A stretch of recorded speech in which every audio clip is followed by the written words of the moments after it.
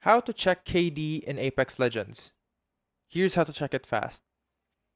Open your game and load into the lobby.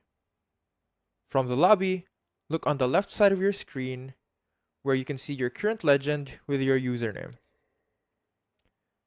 Click to inspect, and this will bring you to your stats page. And here, you can check your KD in different game modes like Arenas or Battle Royale. Additionally, you can also see your KD in different seasons that you've played through. For example, here's Season 25 ranked, here's Season 20 ranked, and even as early as Season 2. A higher KD means you're winning more fights, while a lower KD shows you're still improving, and that's normal. Track your KD over time to see your progress, and not just to compare with others. And that is how to check KD in Apex Legends.